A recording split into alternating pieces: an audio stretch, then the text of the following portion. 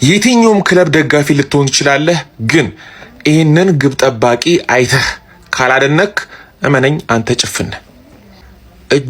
እጅግ ከማይረሱ ምሽቶች መካከል የዛሬው ምሽት አይረሳም። ገባ ተብሎ የቼልሲ ደጋፊ የቼልሲ አሰልጣኝ ሊጨፍሩ በተነሱበት ሰዓት አውጥቶታል። ምን አይነት በረኛ ነው እናንተ ዛሬ አየን። ዴቪድ ራያ ይሄ የመጀመሪያው አይደለም። አስገራሚ ግብ ጠባቂ የዋንጫ ቡድን ስትሆን እንደዚህ አይነት እጅግ በጣም አይምሬ ግብ ጠባቂ ሊኖርህ ይገባል። ራያ ማለት ነው። ራያ በኢየሱስ በቃ በጣም ጀግና በረኛ ነው። አርሰናል ግን ማለት ነው አርሰናል ሊጉ ላይ የማይረባ ቲም ቢኖር አርሰናል የማይረባ ገብርኤል የማይረባ በቃ እንደዚህ ነው። ኢንኳስ ነው የምታዩት፣ ከሳምንት ኢንኳስ ነው የምታዩት። በጣም ነው የሚያስጠላው፣ በጣም የሚያስጠላ ኳስ ነው። የኔ አንበሳ፣ የኔ ጀግና፣ ውይ የኔ ቀውላላ ተመልከቱት እስቲ እንዴት አየር ላይ እንደው ዝንፈል ለብሎ እዛው እንደሚቀር ጀመው። አሁን ይሄ በረኛ ነው አይደለም እኮ ጀመው፣ በረኛ አይደለም አሞራ ነው። በቃ እንዴት ነው አንድ የመሬት ሰበትን ህግ የጣሰ ሰው እኮ ቢኖር እኮ ማለት ነው ዴቪድ ራያ አባቴ። አረ ትችላለህ። አረ ጀምአው ዛሬ አድናቆት አጠረኝ፣ በቃ ቃላት አጠረኝ። ምን አይነት ኳሶችን ነው ሴቭ ያደረገው ጀምአው። እንዴ እኛ ራያ የኛ ተጫዋች በመሆኑ እድለኛ ነን። በቃ እኔ አርሰናል ቤት ከፈረሙ ድንቅ ተጫዋቾች ውስጥ አንዱና ዋነኛው ማን ነው ካልከኝ ይሄን ሰው ነው መጣው። አይ ነው አንዳንድ ጨዋታዎች ላይ ጨጓራችንን ቧጥቶናል አውቃለሁ፣ ግን ካጠፋው ያለማው ይበልጣል። አይ ያለማው ይበልጣል። ዛሬ በተለይ ያወጣቸው ኳሶች ማን አንተ ለማሰብ የሚከብዱ ኳሶች ናቸው። የሚከብዱ አንድ የደራጅ ሬት አድርጉት፣ ስጡት። ስንት ይገባዋል ይሄ ዛሬ ስንት ይገባዋል? ካሰር ኮሜንት ላይ ደቅ አድርጉት። ጀማው ይችላል፣ ግን ይሄ በረኛ ይችላል። ማን ዋው ጀርባው ላይ አንድ ቁጥር ስለሚያደርግ አይደለም አንደኛ በረኛ ነው ያለማን። በዛሬ ያደረገው ሲት ብቻ አይደለም ሊትራሊ ያው ማሳየውን ፎቶዎች ያቸው። ይሄ ጨዋታውን 2-1 እየመራን 2 አቻ የሚሆንበት የነበረ ኳስ ነው። ይሄ ኳስ የጆን ስቶንስ እና የሊቨርፑልን ጨዋታ የምታውቁት ከሆነ ሊትራሊ ከዛ ጋር አይደንቲካል የሆነ ኳስ ነው። ይሄ ጨዋታ ደግሞ ብራይተን 2-1 ያሸነፍንበት ጨዋታ ነው። ይሄ ኳስ ቢገባ 2 አቻ ነጥብ የምናጣበት ጨዋታ ማለት ነው። ይሄ ደግሞ ዛሬ ነው። በስርዓት የሚችል በረኛ ነው ያለማ። አዎ በቃ የሆኑ ነገሮች አሉ። ስቲል ግን አንደኛ ሆነ በረኛ። በሱ ምክንያት በዚህ ዓመት በጣም ብዙ ነጥቦችን አግኝተን በጣም ብዙ ማለት ነው። ዋንጫ ብንበላ በስርዓት ከሚገባቸው በስርዓት መመስገን በቃ አንደኛ። እኔ እስከዛሬ ድረስ አርሰናል ስመለከት ከሱ የተሻለ በረኛ አላየሁም። በእኔ ዘመን አርሰናል ቤት እንደሱ የነበረኛ ኖሮ አያውቅም። እኔ እስካየሁ እኔ ሌማን አልደረስኩበትም። እንደዚህ የነበረኛ አርሰናል ቤት እኔ አይቼ አላውቅም። ይችላል። የምትወዱትን ፎቶ ኮሜንት አድርጉ። ፎሎ ኮፒ ሊንክ ሼር እያደረጋችሁ ይመቻችሁ። ራያ እንዴት ነው የሚችለው? በእውነት እኔ ምንም አይነት ቋጥሮ ብንቋጥር ምን አይነት ለግብ የሚሆኑ ኳሶችን ነበረ ሲያድን የነበረው። ምን አይነት በእውነት አርሰናል ፋንስ ይሄ ሰው የናንተ ተጫዋች ስለሆነ የናንተ በረኛ ስለሆነ እጅግ ልትደሰቱ ይገባችሁ። በጣም ነው የሚችለው በእውነት። እኔ ፕሪሚየር ሊግ ላይ እንደዚህ አይነት በረኛ አላየሁ። እውነታው ልንገራችሁ፣ በቃ እውነቱን ስናገር ማለት ቼላ ወንድም ጥላ ቋጠርኩ፣ ሰማያዊ ለብሼ ቋጠርኩ። አልሆነም። ይቋጠራል ፋሚሊ። አለበዚያ ደግሞ ማለት ወርልድ ዋር ይጀምራል። ሶስተኛው ዓለም ጦርነት ይጀምራል። አርሰናል ዋንጫ ይበላል። ለሱን ምቋጥሩ ገባሻ? አንቺ ከምትበይ ማለት ግን ይመቻችሁ። ራያ አይደላችሁ።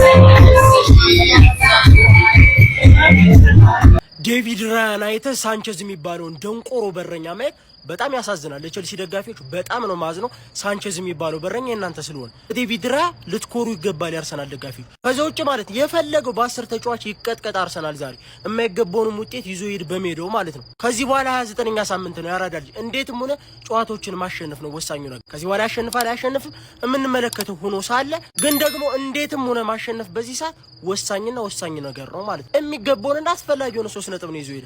ቸልሲ ሰጥቶታል። ቀይ ማየት ግን ቸልሲ የሚባለው ቡድን ግዴታው ነው።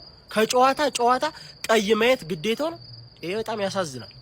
በአጥቂ ደረጃ ፕሪሚየር ሊጉ እንደዚህ አይነት የተዋጣለት አጥቂ ያየ አይመስለኝም። ያራዳ ልጆች ሳሊባና ማጋሌሽ ምን አለፋ ነው ማለት ማጉላላ አየር ላይ ኳሱ በርገርም ፒዛም የጾም ሁሉ በየአይነት ነው የሚመስለው ነው ማለት አየር ላይ አውርዶ ለሳሊባ ቁጭ አረጋል። ሳሊባ ይገላገላል። ሌላ ነገር የለውም ነው ማለት ምን አይነት ጥምረት ነው? ከየት ነው ያመጡ? ከዛ ሳካ ያመቻቸዋል። እዚህ ጋር አየር ላይ ይቀባበሉታል ማለት መሬት ላይ ሲወርድ የሆነ አንድ አዳኝ አለ አየር ላይ የሚጨራርሰ ማለት እሱን አዳኝ ሆኖ ቁጭ አሉ ያራዳ ልጆች። እኛም እያደንን ነው። የት ነው? ቴሌግራም ላይ ነው። ዛሬም ፈንድቷል ያራዳ ልጅ። አደመጠኝ ቀጥ ብለህ እዚህ ጋር ባዮ ላይ ባለው ሊንክ ነክተህ ወደ ቴሌግራም ዘው ብትል የምንስማማ ይመስለኛል። ያራዳ ልጆች ማለት ኪስህም ዘው እንዲልልህ ማለት ነው። ገብቷል? በየአይነቱም ሆነ በሚለውም ሆነ ሾርባ ሁሉ ትጠጣለህ ነው ማለት ያራዳ ልጅ። ጋብርኤል ማጋሌዥም ሳሊባም አሉኛ ቴሌግራም ቻናል ላይ ዘው በል ያራዳ ልጅ ፈነዳርቷል። ዛሬም አስገራሚ ነበረ። ተቀላቀሉ። ምን አይነት ጥምረት እንደሆነ የጥምረት ግን ይለያል ነው። ይመቻቸው። ይህ ግለሰብ አሞራ ነው ወይስ ሰው ነው? ለኔ የዛሬው ጨዋታ ኮከብ ግብ ጠባቂው ዴቪድ ራያ ነው። አርሰናሎችን እንግዲህ ያስተነፈሰች እጅግ በጣም ወሳኝ ሴቮችን ዛሬ በመጀመሪያው አጋማሽም በሁለተኛውም አጋማሽ ሲያደርግ ነበር። በተለይ በመጨረሻዎቹ ደቂቃዎች የጋርናቾን ኳስ ያዳነበት መንገድ እጅግ አስደናቂ ነበረ። አንድ ቡድን ዋንጫ እንዲያሳካ እንግዲህ የግብ ጠባቂዎች ሚና እጅግ በጣም ወሳኝ እንደሆነ ይታወቃል። ዛሬም ዴቪድ ራያ እጅግ ምርጥ አቋሙን አሳይቷል። በነገራችን ላይ አርሰናል ዘንድሮ 4 ጨዋታ ከቼልሲ ጋር አድርጎ በአንዱም ጨዋታ አልተሸነፈም።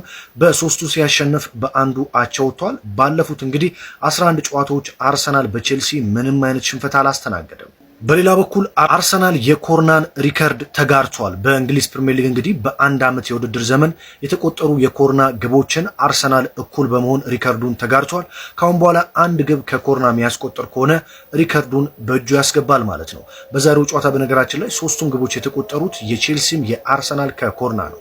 ቼልሲ ደግሞ ሌላ ሪከርድ ሰብረዋል። እሱም በአንድ የውድድር ዓመት በርካታ ቀይ ካርዶችን በመመልከት ቼልሲዎች እንግዲህ ሪከርድ ሰብረዋል ማለት ነው። በነገራችን ላይ ቼልሲዎች በዘንድሮው የውድድር ዓመት በሁሉም ውድድሮች ማለት ነው 9 ቀይ ካርዶችን ተመልክተዋል። መድፈኞቹ ድል ማድረጋቸውን ተከትሎ ፕሪሚየር ሊጉን በ64 ነጥብ ሲመሩ፣ ሲቲ በ5 ነጥቦች አንሶ እንግዲህ 59 ነጥቦችን በመያዝ ሁለተኛ ደረጃ ላይ ሆኖ ይከተላቸዋል። አርሰናሎች እንግዲህ ነጥብ ሊጥሉባቸው ይችላሉ ተብሎ የተጠበቁትን 2 ወሳኝ የለንደን ጨዋታዎችን ቶተናምና ቼልሲን ድል ማድረግ ችለዋል ማለት ነው። የዘንድሮ ዋንጫ የማን ነው? የአርሰናል የሲቲ የሚለው ካሁን በኋላም በአጓጊ ጨዋታዎች ይቀጥላል ማለት ነው። ሲቲ ወይስ አርሰናል ማን ያሳካዋል? ሀሳብ አስተያየታችሁን ኮሜንት ላይ አስቀምጡልኝ። በየዕለቱ ወሳኝ ስፖርታዊ መረጃዎችን ለማየት ፎሎ ማድረግ አይረሳ። ይመቻችሁ።